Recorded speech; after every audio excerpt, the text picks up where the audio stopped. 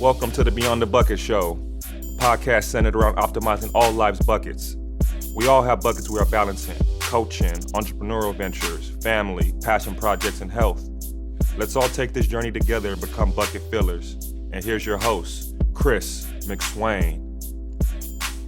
Coach Jesse Pruitt is the assistant men's basketball coach at Stanford University and is truly one of the bright young minds in our game.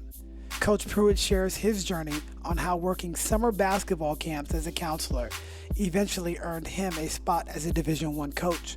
He walks us through his preparation process for every coaching job he's ever had and how to stay vigilant in your approach to reach your goals. He provides some unparalleled advice about the recruitment process for parents and prospective players. His story is centered around hard work, dedication, preparation, and family.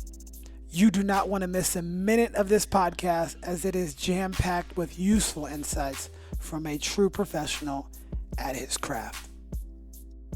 Before we start, if you have 60 seconds after this podcast is over, please make sure to subscribe, rate, review, and share this podcast with your friends. Helps me bring on more guests to help us all become better bucket fillers. Also, follow me at Chris__McSwain on Instagram and Twitter. I'd love to hear from you. Now let's get to the show.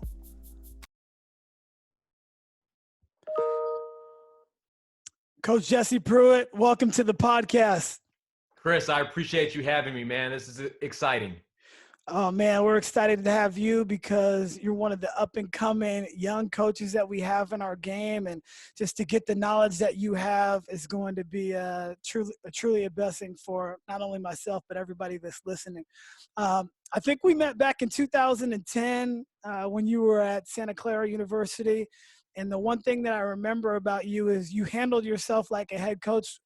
Even back then, I mean, we're about the same age, but you were like a head coach in training way back then. And it's been 15 years since you've been coaching at the collegiate level. What have you learned over that entire process? Well, I appreciate you saying that, because a lot of people say I look like I'm 20 years old. So the fact that I carry myself older than I look is a positive, man. All right. It's been a great journey. I was at Santa Clara for 8 seasons. Mm-hmm. Worked for Kerry Keating, who was a great coach, a great teacher of the game. And more so than administrators and head coaches, the other assistant coaches that I worked with. I worked with Sam Scholl, who's now the head coach at the University of San Diego. I worked with Dustin Kearns, who's the head coach at App State. A lot of great guys. And just being with those guys, seeing how they organize their days, Right. how they communicate to recruits. I mean, that was one of the fun parts, listening to older assistants, how they talk to recruits, how they talk to families. And I just took mental notes, man, just observing, studying how other guys do things. And I've just learned so much. The biggest thing that I've learned, if you stay ready, you don't have to get ready. There you go. And tell me a little bit about some of those things that you've taken from some of those great coaches. Absolutely. You've got to, and I was the director of operations for many years when I was at Santa Clara. Mm-hmm. You've got to think ahead. You've got to not just do your job for the week, but what will the next month look like? Wow.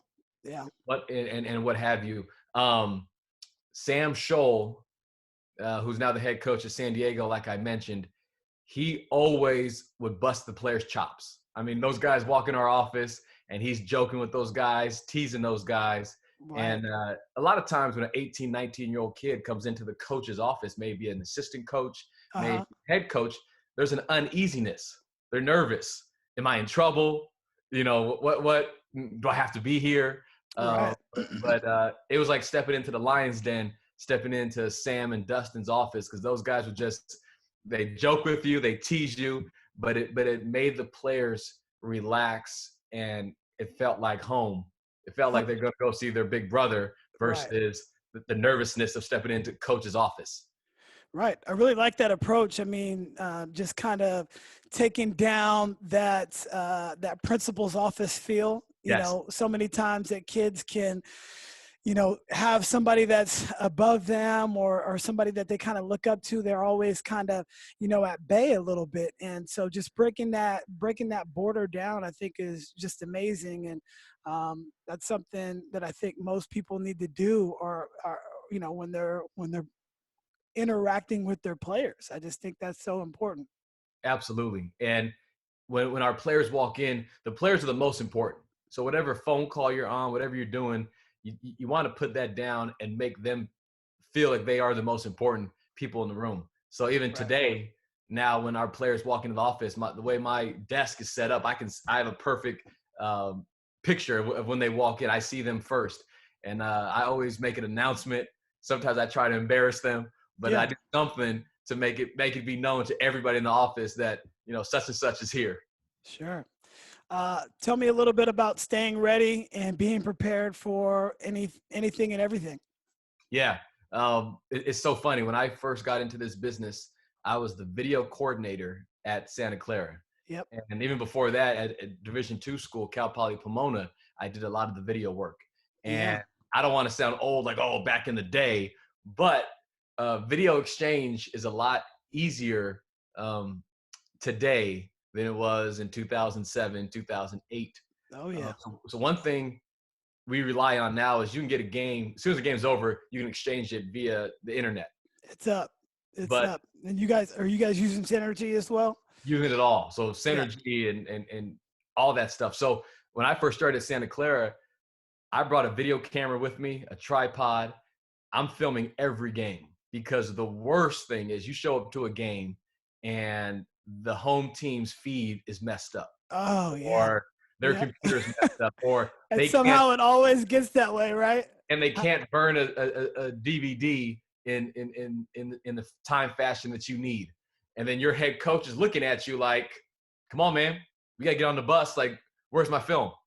So were you cutting all that stuff too back then? I mean now it's probably cut an hour after the game, or they might even be tagging and cutting it during the game with Synergy. I Yeah. know So, I know at the high school level, once I upload it, it's tagged, a few hours later, and anything I want to look up, if I want to look at 3-point field goals attempted, yeah. made, miss, whatever, and now it's already up.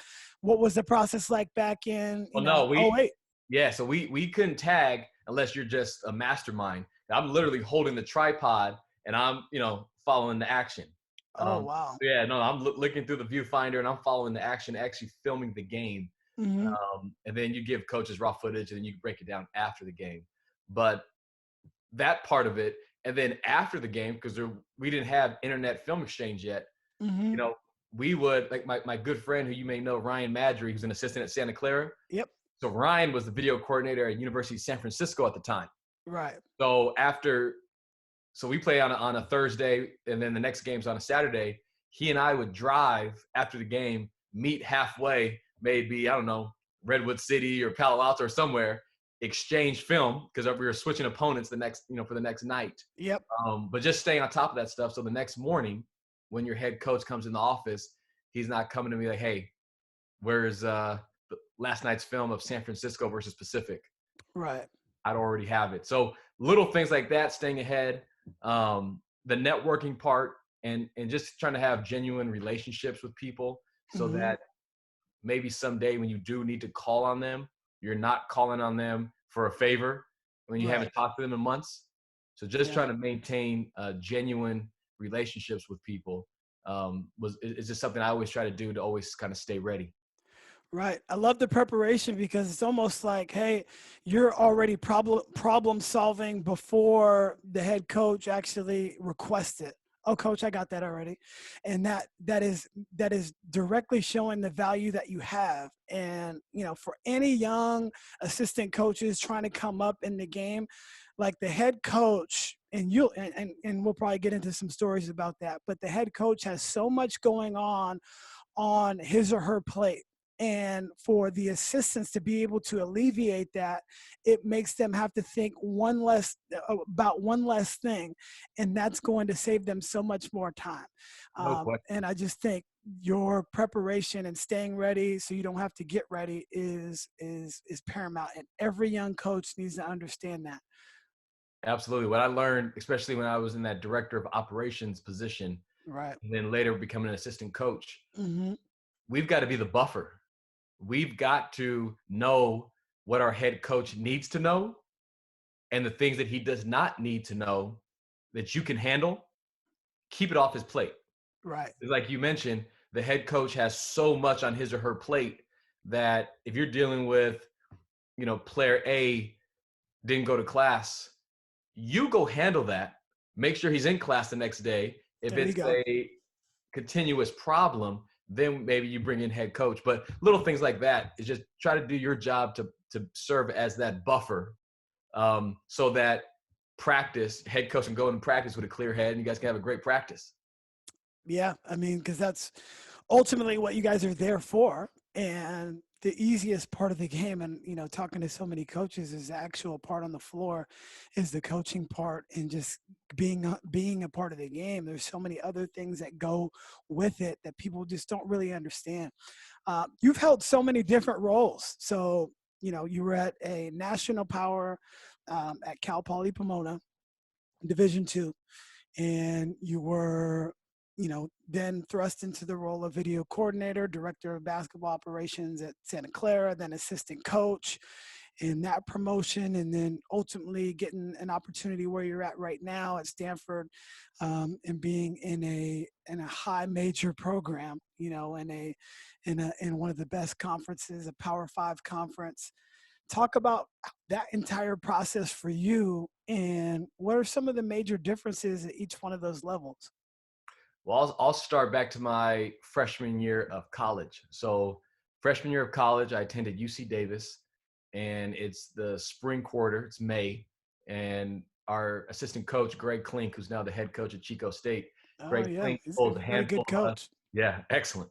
Pulls a handful of us into the office and says, "Would any of you want to work Stanford's basketball camp?" And I'm thinking, not really. I kind of want to go home and, see my family. Haven't seen them in 7 or 8 months, get a job, back home. Yep. And then he said, well, you got a chance maybe after camp to play against Josh Childress, Casey Jacobson, Chris Hernandez. And I'm like, yeah, sign me up for that. So I go and work Stanford basketball camp in the summer of 2002. Mm-hmm. And I worked Stanford basketball camp for 8 straight summers. And that kind of just triggered this love I had for teaching the game, teaching young people the game, and kind of just, this connection to Stanford University. So I would work camps. I started off working like a couple day camps, and then I'd work their overnight camp. And then I got to work their high potential camp, which back in the day, Stanford High Potential Camp was like the elite camp on the West Coast because other Division I coaches could come work it.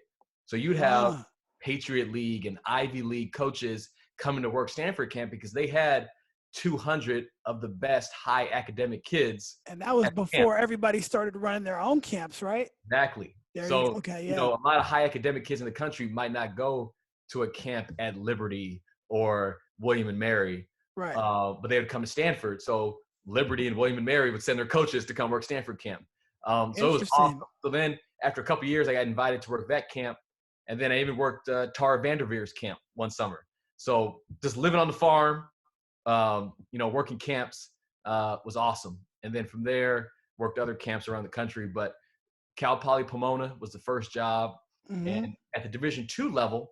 And how'd you get in? Right after you were done playing, how did you get in, and what was the connection there? Absolutely. So I'm from Pomona. So Pomona's hometown. Oh, So gotcha. and Cal Poly Pomona was in the same league as UC Davis, the CC2A. So Gotcha. there was a rivalry there. I knew the staff for a while. So I graduated from Davis, and I was exploring going the campus recreation route and getting a TA position, working in campus rec, which I really developed a love for while I was an undergraduate student, Yep. or going the coaching route and not having a lot of money, going back and living at home with my folks for 2 years while going to grad school and being a GA at Cal Poly Pomona seemed like the best fit. So I did that, And And it at seems like everybody kind of gets their start like that in coaching. You're definitely not going to make a lot of money when you first start, even for a number of years, right? And it's just it's difficult. You better. And I heard this from Jay Billis. Do you want to coach or do you want to be a famous coach? Sure. And those are two distinct things. Like everybody sees, what it's like to be at Stanford and be on TV and be on the Pac-12 network and ESPN and all these, but they don't see like the number of years it's taken you. At that time it was what, 10 years, Oh, 11. 06 at that time when I started at Pomona. So from 06 till 2017, I believe, is when you came to Stanford. Yeah. 2016, like that's 10 years straight. And this is your 15th year coaching, and it's a grind, but it started at the Division II level and you just got in. So tell me how that process worked and then making your way to Santa Clara. Absolutely. So at Pomona, Division II, you're allowed to have 2 full-time assistants. Mm-hmm. And if you have a 3rd or 4th assistant, maybe they get a stipend, maybe they get some money from CAM, but it's ultimately a non-paid position. Right. But who I worked for, Greg Kamansky, who was one of the all-time coaches here in California at any level, said, you do as much as you want or as little as you want when it comes to recruiting. So I'm like, I got a little bit of money. I'll go do it on my own. I'll go to, these events in Southern California. Right. Maybe I'll go to Vegas and watch a camp or 2. So I started recruiting locally on my own. And my first year, we went to the postseason. Second year, we did not go to the postseason. But I was able to recruit a handful of players that ended up the year I left playing on the team that went to the national championship. Wow. And Pomona lost at the buzzer. Yes. Okay. Came I remember back that. with the same group and won the national championship the next year. And I was fortunate enough to have a small hand in recruiting some of the players that played on that team. But it's really interesting. So my wife now, girlfriend at the time, was living in Northern California, going to graduate school at USF, doing sports management program. And I was like, if we're going to make this work, I got to get in the same area as her. And I had this aspiration of working at the Division I level. Yep. I'm talking to a friend about working camp, and I get off the phone with him, and he's like, hey, man, did you hear Santa Clara has a video spot open? And I'm like, no way. I'm scheduled to work Santa Clara's basketball camp in a month. So I get back on the phone and call who at the time, who you know well, Jason Ludwig, who's now back at Santa Clara. Yep. Jason Ludwig was the director of operations. And I called Jason, and I'm pitching myself and selling myself and how interested I am in the video spot.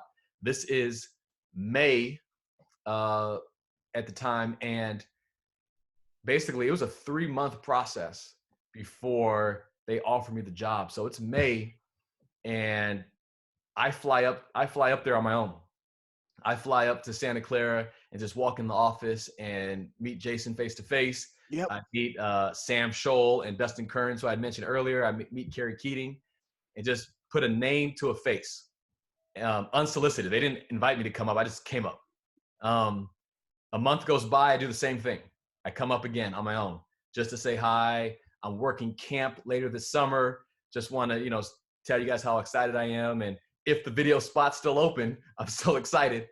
And then worked camp, and about mid-August, they offered me the job. So it was 3 months all summer of me just kind of staying on their mind, staying ready, and got offered the video spot. Did that for a year. And then I was director of operations for 3 years after that. That's a beautiful story, and just staying in front of people is super important. One thing that I've started to do is to that end is write notes to people. I've got a list of addresses, and I'm trying to write at least 1 or 2 a day so I stay in their grace, just so they remember me. And I just want to say thank you for whatever it is that you've done. And that's basically what you did. You were preparing already. You were staying ready before you even got the opportunity. And and I didn't know that. That's a great story on how you really got your foot in the door. And it just goes to show you, like, you have to keep at their door. Like, you have to keep knocking, you have to keep knocking. And that, 90-day process, you finally got the opportunity that you wanted. And then I'm sure that's when it all started for you, huh? My wife always teases me every summer because she's ran camps. I ran camps. She's not a huge fan of camps. I love them. And she's like, why do you love camp so much? Every camp I worked at from 2002, my first one at Stanford, to the ones that I run now, I treat it like it's an audition. I treat it like this is my chance to prove that I can coach. This is my chance to make an impact on these young kids and maybe show them something new or a pointer here and there. But I've always treated it that way. So that summer that I got offered the job at Santa Clara, after I'd already come up there twice and visited with them, man, not to toot my own horn, I was the hardest working dude at that camp. Because Kerry Keating was looking at me like, okay, can our staff mesh with this guy? Can he teach the game? Does he have a good energy about him? So I've always approached camp that way. So we talk about everybody has a different path to getting into this industry. Yep. For me, it's always been camp. That's always been my way to prove to people that just to show my passion and ability to teach the game. Right. Then you start to build those relationships, with the staff, and they get to see kind of what you're all about. And that's super important for anybody that's trying to come up the ranks. I can't say it enough. The next thing would be your transition from Santa Clara to Stanford. But I do want to ask a quick question on a side note. Your wife was an All-American track star, I believe, in college and in high school. Who's the best athlete in the family? It depends how you define athleticism. In terms of running, jumping, cutting, she's more athletic. She's built like a distance runner. She's 5'4", but she was a 400 hurdler. And when she was at Davis, I used to go to her meets, and anybody who's seen the open 4, just a 400, is a beast of a race. Now you're jumping over hurdles. And I used to sit there just cringing, like, as she came down that final 200, just how tough of a race that is. Right. And she carried that through. We have 3 wonderful children. She, continued to run through every pregnancy and continues to work out every day. So she is the best athlete. The reason I say how you define it, the one thing I can do, I can catch a ball now. I got some ball skills. Okay. I always tease her. I can catch a BB at night. How's her jump shot though? She can shoot. Now she's all right hand dominant. But she's always used her speed and quickness to get to the basket. But she's a very good athlete. And the funny thing is, our oldest daughter, who's a first grader, told us about 2 years ago, and both of us work in athletics. My wife's a high school athletic director. And she comes up to us and Gigi says, "Mommy and Daddy, I don't want to play sports." And the look on both of our faces of just devastated, just, you got to be kidding me. But she loves gymnastics. She loves dance. So she is, exploring that area. But it's just pretty funny to have 2 people who work in this industry who do this. And she's like, I want no part of it. And where is she at, the athletic director at? Castellea School. All girls independent school. Palo Alto, right? Palo Alto, yeah. Oh, awesome. Yeah. I'm sure she's doing a terrific job. Well, back to that transition from Santa Clara to Stanford. How did that opportunity present itself? And your wife was coaching at Stanford at that time, right? Yeah. So our connection to Stanford's been going on for a while. So she was kind of like me, a similar path. She was director of operations for the track and field and cross country programs for many years. Wow. She transitioned, worked a year in compliance at Stanford, and then got back on the coaching side and was the assistant coach for the women's distance for 2 years at Stanford. So that was all the while where you were, because I remember I was at Santa Clara. Okay, yeah. Yes, I was at Santa Clara. We're living in San Jose. She was making the commute and coaching at Stanford. The funny story, so our oldest daughter, Giselle, who I mentioned, Gigi, when she was, I think, just before she was 1, so she was probably 8 or 9 months because it was during basketball season, we did a handoff in Seattle. So I went up, I went up there to recruit, and Uh-huh. I go to a Garfield game, I think it might have been, and here comes this assistant coach, and I come in with a stroller and a 9-month-old. And Seattle, I mean, it's, games are packed in Seattle. I mean, Seattle high school basketball is a big deal, so it's Yeah. packed. I got a buddy who Is works it for. is it Rainier Beach up there as well? It And might have been Rainier Garfield? Beach Garfield game, Yeah. and I roll in there with a stroller, and my wife was coming up to Seattle University of Washington for an indoor meet. So I go bring Gigi. We go recruiting together, and then I had to fly back for a game. My wife took Gigi to the track meet, and then I flew home. So Unbelievable. there was about a 2-year crossover there where we were both Division I coaches, which Wow. made it really interesting. Well, let's briefly talk about that. You've got a kid, your oldest daughter is 7. You've Uh-huh. got a 4.5-year-old, and then our sons are about the same age at 2, Yeah. and they'll be playing AAU together, I'm Yes, sure. sir. Yes, sir. Tell me how you manage, your family time with that. I mean, that's one heck of a story. Both of you happen to be coaching Division I at that time, and you're out recruiting and basically handing off your daughter at that same time. Like that, you can't make that up. Can't make that up, man. I tell you what, who you work for is so important. I've heard horror stories of coaching friends who've worked for people who frown upon, you bringing your kids to the office. When I was Mhm. at Santa Clara, Kerry Keating was awesome in terms of allowing me to be a husband, allowing me to be a father, because he was that as well. And Right. now at Stanford with Jared Hass, I don't think I could find a better role model in terms of having work-life balance. I mean, Jared Hass is phenomenal, cooks dinner every night. I mean, it's amazing. So I've been so fortunate to work for two people that have supported and encouraged me to have a balance in both. So it's worked out that way. My wife and I we try to stay extremely organized. We balance each other pretty well, and Right. it just works. And we bring the kids with us. I bring the kids into the office. We've got the running strollers. We go work out in the running strollers. So we just Mhm. incorporate everything into our work lives. We almost don't separate it at all. Wow. Yeah. That's good. I mean, that's one of the ways that I think you keep the family strong. You orient them to what you're doing, and vice versa. So my wife works at Stanford. She's a nurse, but she comes on every trip that we possibly can, and my son comes on every trip. If it's during the high school season, they're at every single game. If we went to Disneyland with our team this past fall, we went for a tournament, and then we got some downtime. Everybody went to Disneyland, and CJ is basically got 15 big sisters, and I'm sure that's the same way.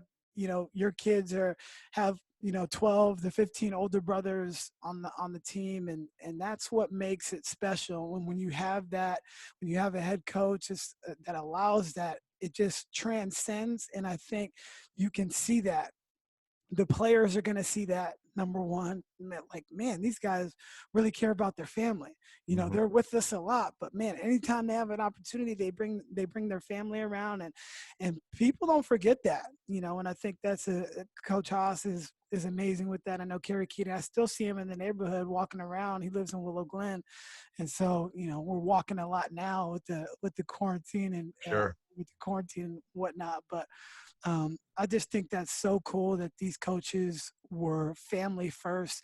And, when you guys are recruiting, you probably put that, that's probably one of your staples is like, hey, we're family first. So when I had my job interview at Stanford, Mm-hmm. I did a phone interview with Jared Hass, and I didn't know what job I was interviewing for. It was just my best friend who I went to Davis with, who worked on Jared's staff at UAB, Robert Eson, was the one that originally connected me and Coach Hass. And so we had a phone interview. He's coming out to Stanford. He wanted to talk to me, and I'm we're just having a brief meeting. When he wanted to have the real interview, he's in town. He said, come meet me at the Dutch Goose in Palo Alto. Yeah. And I'm like, great, I'll be there. He's like, bring your whole family. So I'm thinking that's not a traditional interview. He wanted to see, do I have similar values as him? How do I treat my wife? How do I interact with my kids? And he was studying that as much as he was studying my X and O's and basketball knowledge. Wow. And And and did he bring his family as well, he or? brought his family. Huh. Yeah. So I got to take some notes on that. I like I, that. Next time I'm interviewing, bring your whole family, because that's it. I that's mean, it. you're going to have to deal with these people, not just you as the assistant coach, but their entire family. And Yep. what a beautiful story. It was awesome. And I guess I passed the test. And later that week, later that month, he offered me the job to come on as an assistant coach with him. And it's been a wonderful, wonderful journey. People always ask, what makes Stanford so special? It's the people. Yes, there's this beautiful campus and all these accolades and all that, but it's the people. And our department it's a special department, it's a special staff. Our entire staff has been intact since we came in 2016. So we're having some continuity, which is great. Yeah. And we're able to recruit and coach some of the most outstanding young people you can imagine. You talk about best of both worlds. I think all Stanford athletes have it. Just think about all the successful, people. A lot of them come from Stanford. You think of a lot of successful athletes, a lot of them come from Stanford. One of the best quarterbacks of all time, John Elway, and many more. But they come from this lineage of greatness, and it's an amazing place to be. And my wife loves working there, and she says the same thing. The people, and it's just a tremendous place to be. And I'm so happy for you that you get to share that with your family and learn so much, I'm sure. I appreciate it. And going back to camp, what was really cool is when I first got this job in 2016, all those guys that I worked with at camps from 2002 to 2008, it was almost like we had all been hired, because we all had this dream of, how cool that'd be someday to work at Stanford. And when I got that opportunity, the phone calls and the texts were pretty cool, because there were some great memories of just being here for, being on campus for a month every summer, working these camps and getting to know Mike Montgomery and Trent Johnson and all these players. And it's a pretty special deal. Definitely. Transitioning a little bit, you guys are in a unique position because you have to have elite athleticism to play at Stanford, an elite skill, obviously, but then you also have to be an elite student, because you can't just get people in. It's it's really difficult to get into the school initially, just as a regular person, let alone an athlete. And just because you can make a basket doesn't give you the privilege to come to that institution. Talk about the type of kid that you guys are recruiting now at Stanford compared to, other situations. Sure. Well, the very first thing that we do at Stanford, which unfortunately I think might be different at other schools, is we ask for a transcript right off the bat. We have to get a transcript to evaluate academically. Not so much are there only A's and B's, but the rigor. Stanford really values rigor and really values the idea of students challenging themselves. Like, you don't have to go to the greatest high school, the most prestigious high school. Just whatever school you go to, are you taking the toughest classes? Are you taking the honors and AP classes? So does everybody have AP littered all over their schedule? All over. If they are a good athlete but they have good grades, they have a good SAT score, they don't have the AP classes, is that a student athlete that you'll still pursue? The evaluation process is a holistic evaluation. So they look at so grades and rigor are say that's one component. The other component is test scores. How do you do on the SAT or ACT? And then the third, which might be the most important, is your story. You know, when people talk about the application process at Stanford, it's because you have to tell your story. Why are you special? Why are you exceptional? Why should you be one of the 5% that get into Stanford? And that is almost as important as all the other parts. So I wouldn't say there's one more important than the other. But back to your question, yes, you need to be in some honors and AP courses and challenging yourself to do the best that you can at your respective high school.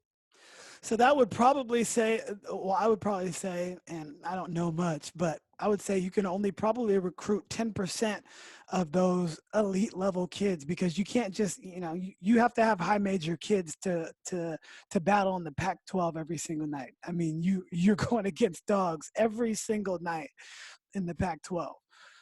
But they can, all the other schools, and I don't know if even Berkeley's in that, but all the other schools can kind of get anybody that's out there in the top 100 or whatever.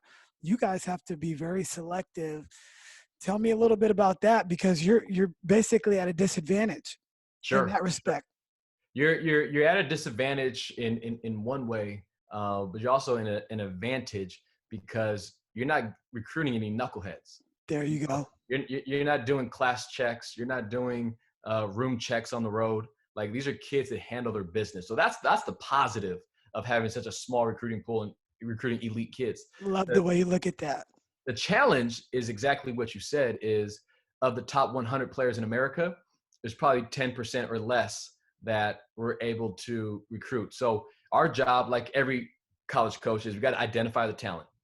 Who can play here, who can help us win, who can have us, success. And then once they get here, we've got to be able to develop talent. And luckily enough, these first 4 years, we've been able to do that with guys who've been drafted and guys who've, made great improvements over the years. But that player development piece is so big, because for Stanford to be good, we've got to identify, recruit well, and get older and stay older.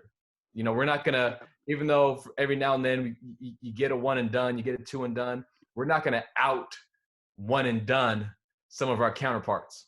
But if we can develop and get older and stay older, then I think we got a good chance to win here. Are you guys recruiting all top 100 or top 150 kids, at this level, at the Power 5 level? No.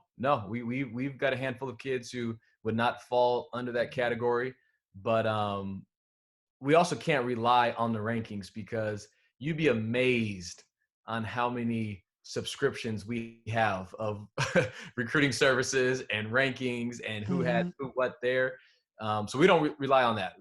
We're old school. We look at it, we pay attention to it, but it's the eye test. We're allowed 7 evaluations, and we're going to maximize and get all 7 evaluations throughout the year. We're going to go to their practices. We're going to go to their homes. We're going to go to their games. We're going to every area that the NCAA allows us to evaluate, we're going to do so we have a great feel of who this player is. Right. So because you can't, you can make mistakes, but you're not trying to make any mistakes. I mean, all of your livelihoods are basically derived from the players that you get. So you want to get those, to your point earlier, you want to get good kids, but then you also have to get that special type of athlete that's able to manage their academics as well as continue to grow on the court as well. Yeah, we want kids who can thrive here.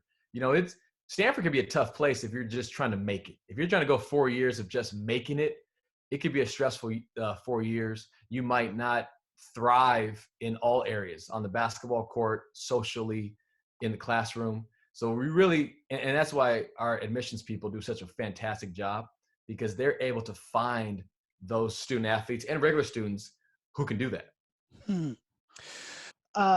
Throughout recruiting, I run a club AU program and I coach high school basketball, and everybody thinks that they're going to go to Division I or Pac-12, specifically in this area. Everybody thinks that.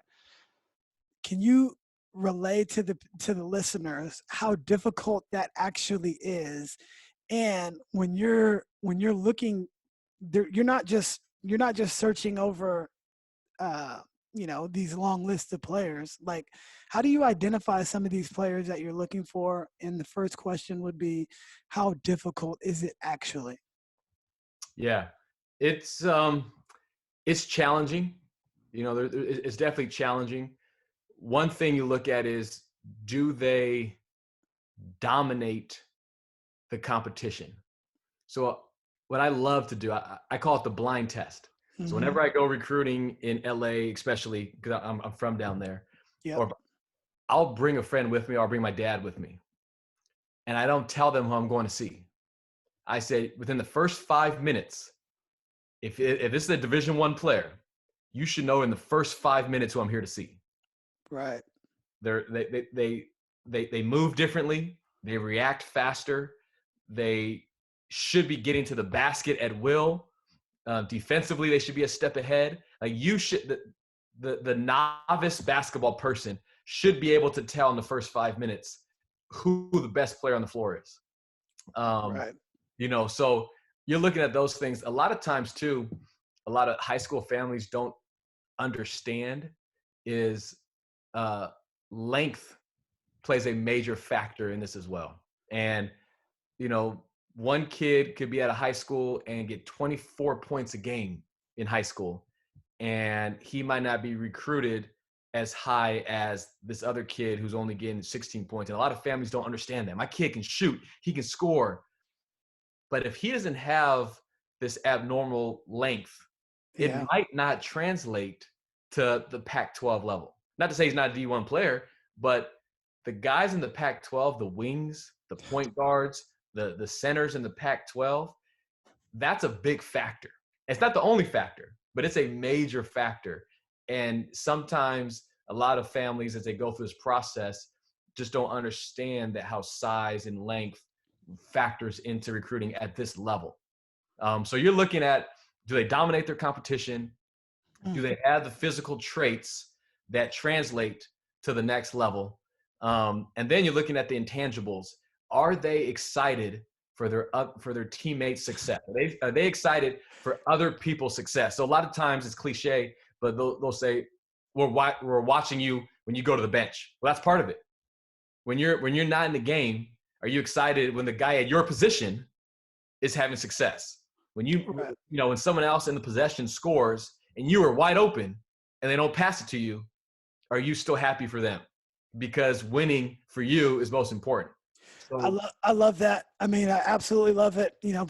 Coming from a high school coach myself, those are things that we all try to preach. Number one, we say play to your strengths. And that's what dominating is going to do, right? If you're dominating, you're playing to your strengths. If nobody can stop you getting to the basket, well, go there every single time until they make an adjustment. And then you might have to have something else, a counter to that, right? Secondly, are you excited for everybody else?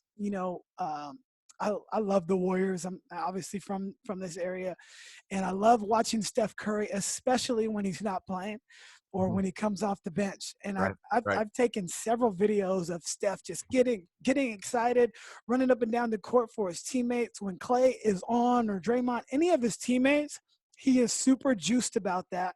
And that's what matters. It means something to really say, hey, forget about me, I love you. Right. And that's what family means to me. I'm going to do everything I can for you, because in return, you're going to do the same exact thing. No question. But that length, man, I mean, basketball has always been a big man sport. More recently, it's become this small ball era, but most of those guys, small ball, they're still 6'7". You know what I mean? Like, right. And Steph Curry's 6'3", but he's small compared to all those other guys. He just does something really, really well. And that's what makes him an outlier. There's always going to be outliers, but you're going to be looking for those wings that are 6'7", that have a 6'11" wingspan and those sort of things. You want your point guard, if your point guard is 6 feet, well, maybe his length is 6'7" or 6'4". Right. That's such a key key important point when it comes to recruiting, and you hit it right on the head. My kid's averaging 24, but you're going to give this kid that is a few inches taller and averaging 16 points this opportunity instead. Yeah, because it translates. You guys aren't making it up, and Right. everything that they do is probably going to be just a little bit different. And that's why when families ask me, for advice, everybody has the dream of playing Division One. That's what we see on TV. That's what you are dreaming of. But there's Division Two. There's Division Three. There's NAIA. Maybe you go to junior college for a couple years. Like when it's all said and done, what you remember are the locker rooms, the road trips, the dorm rooms. Like you don't remember, if you had a scholarship to the Division One program or whatever. So I try to tell families, don't limit your focus in recruiting to just this one set of schools. Keep it broad. Look at everything. Visit different schools. Reach out. Send your mixtape to schools of all different levels, because there's other schools that can give you money to come to their college, not just Division One. Sure. Tell me what your email inbox looks like with kids trying to get an opportunity to come and play there, and how do you kind of manage all of this? Because I know you guys get a lot of emails, right? Yeah. I mean, every AAU coach, every high school coach is sending you stuff. Hey, you got to check out my kid, and they're trying to do their best to give that kid the best opportunity. What does that look like on your end? So I'm gonna give your listeners advice, and I'm gonna apologize up front if this comes off as arrogant, but it's Don't apologize. Honest, okay. If you say, "Hey, coach," I'm not reading it. If you're going to send me an email, say, "Dear Coach Pruitt," or "Dear Stanford staff." It's simple. And I know you're sending out mass emails. I know you're cutting and pasting. That's okay. But if you say, "Dear Coach Pruitt," I'm going to read it. Every single one of them. If it says, "Hey, coach," I'm not reading it, because that is a generic email that you blasted to everybody, and you put 50 email addresses in your BCC column, and you're just hoping, for a response. So take a little bit more time, send it personalized. The funniest ones are when the kid cuts and pastes and forgets to change the school name. Those are the best. Those sometimes I'll respond and be like, "Hey man, I'm glad you're excited about Columbia University. It's a great institution. Here's the coach's number." And so if they do say, "Coach Pruitt," I'm reading what are you looking for in the email? Yeah. Don't tell me you're looking for a scholarship, because you're almost being disrespectful to the fact, like, I'm not doing my job. I'm not evaluating talent. And don't come off that you deserve a scholarship or you deserve an offer from our school. Tell us who you are. Tell us your interest, maybe academically. Tell us, obviously, your numbers.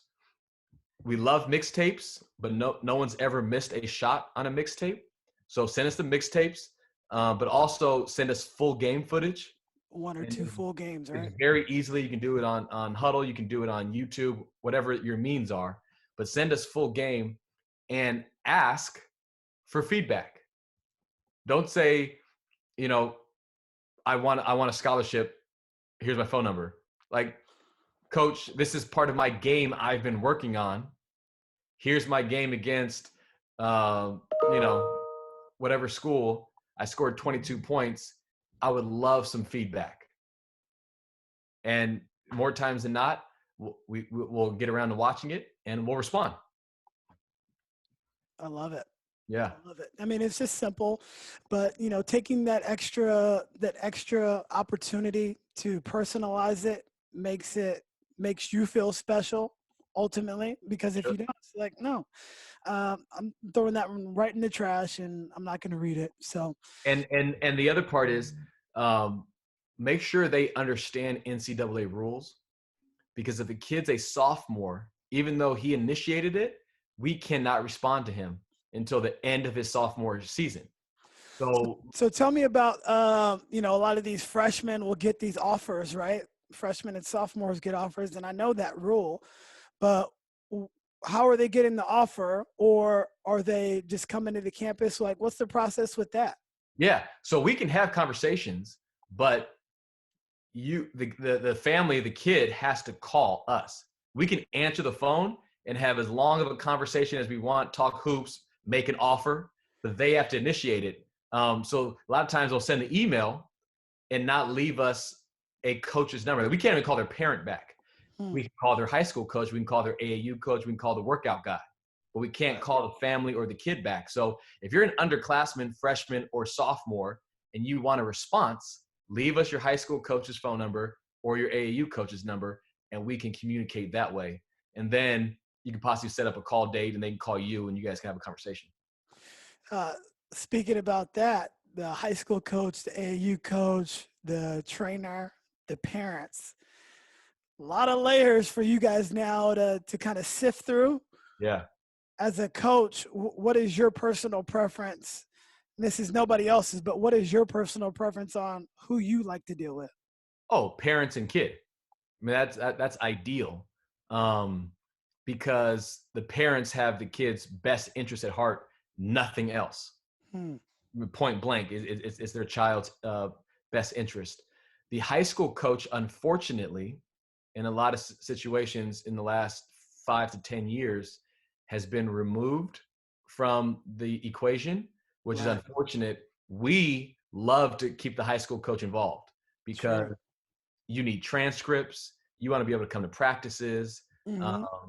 A lot of times they know what's going on with families that the trainer or the AAU coach might not know.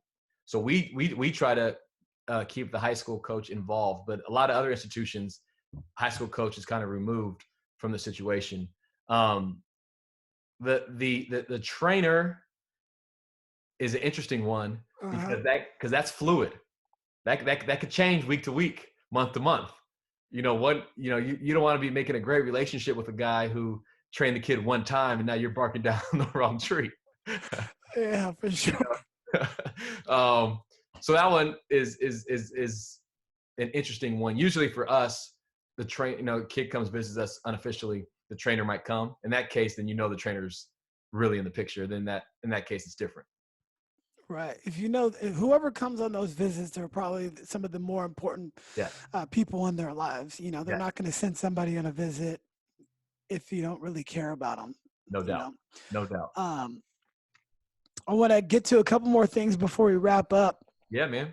The transfer process now is amazing. And we were talking last week about you guys are always going to save a spot, or usually, and a lot of the coaches that I speak with say, hey, we're going to leave a spot for a transfer because there's so many transfers now. And if you think do you see a problem with all of this that's going on, or is it like, hey, well, the coach can leave at any time and I'd have to sit out if I have to leave? Like, number one, what is the transfer process for you guys, and what do you think can be done with so many transfers going on in the NCAA right now? Yeah, it's a really, really interesting time. And every coaching staff I talk with, they keep a scholarship or two for the spring because of that transfer market. Right. The person that it hurts the most is probably the unsigned senior, because the unsigned senior is not getting looked at because that transfer portal is just full of players that can come in and are older. And they've already done it. They've done it. Do you take the 18, 19-year-old senior, or do you take the 20, 21-year-old redshirt junior who physically can help you from day one? So it's unbelievable. I mean, the number of transfers is upwards of like 700 that are in this transfer portal. When it started, it was a graduate transfer deal where the initial rule was if your university doesn't offer the master's program that you want, you can transfer to another school to pursue that master's degree and play right away. Oh. That changed because not every university is a research institution. Not every university has the same master's programs, so it's kind of uneven with that type of rationale.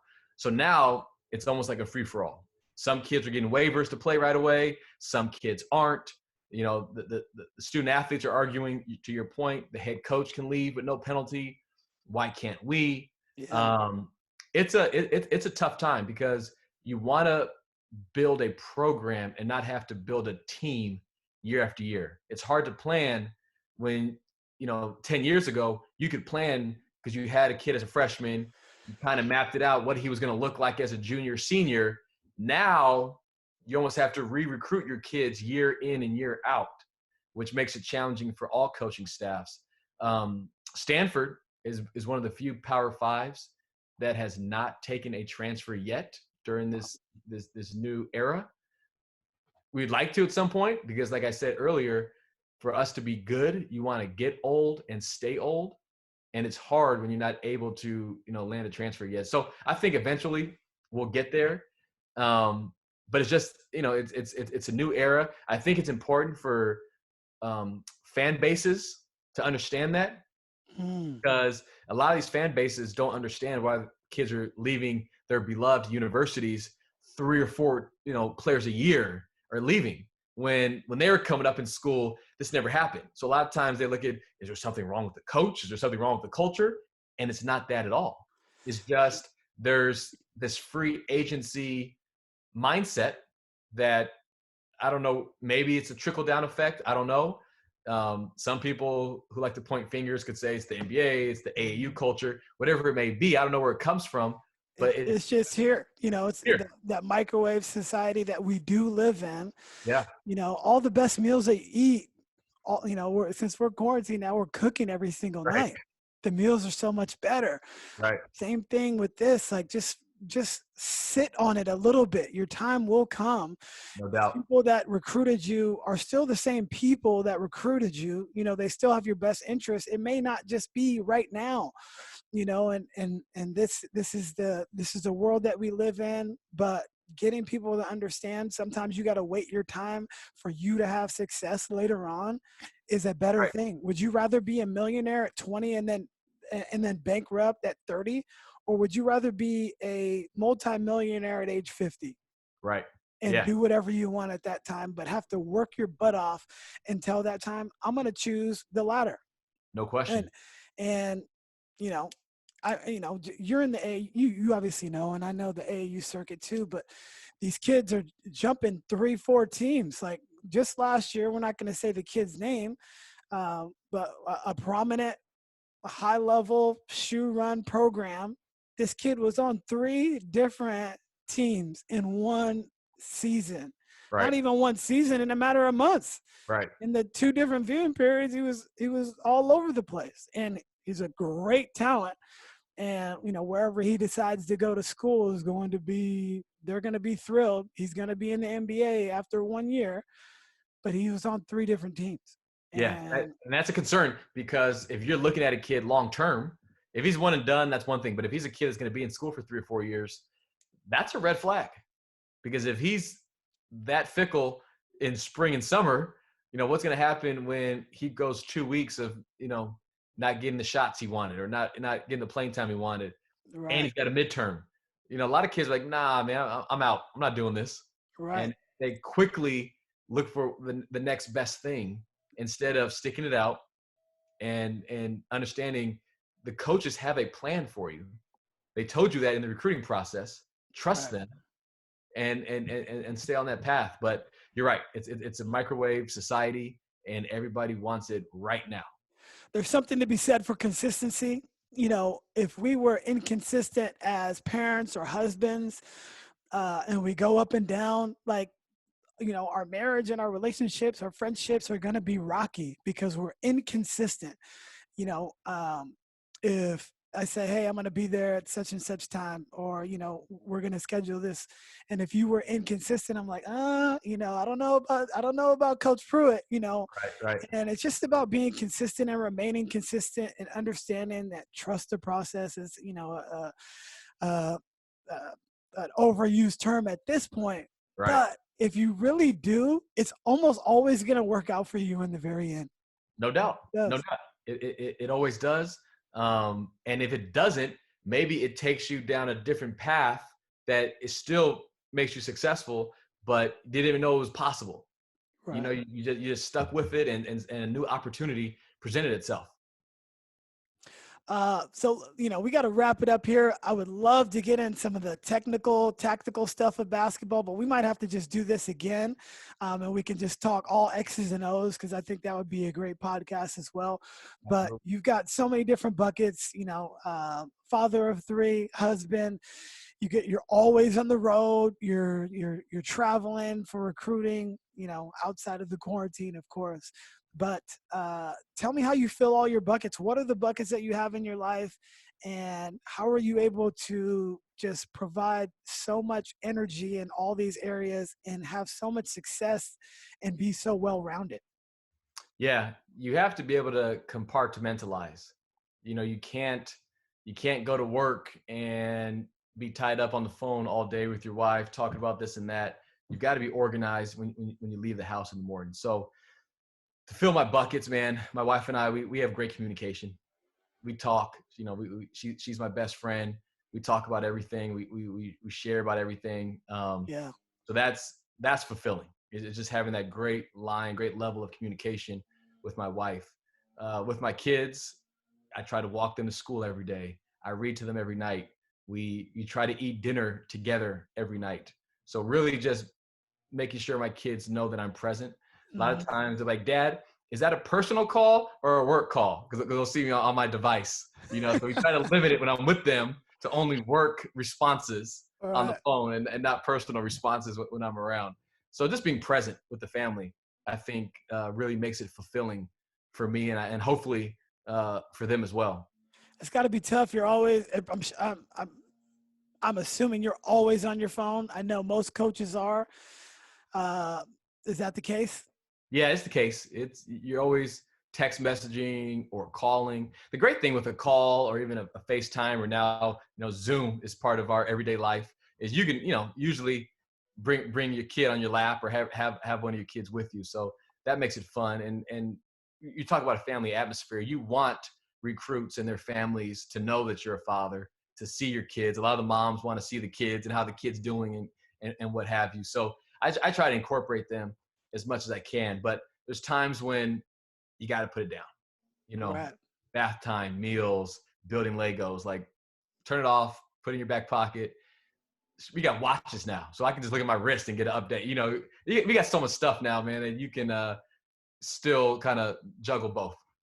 Man, incredible story. We're definitely going to have to get on for the second time and do part 2 with all X's and O's. Yes, sir.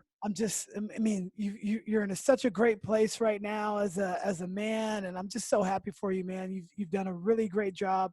You have shared some really terrific things, and I know the listeners, whether they be parents or kids or whoever listens to this, or just about your work ethic, man, a lot of people can really take a listen to see how you've put yourself in the positions that you have, staying ready. So you don't have to get ready, the preparation.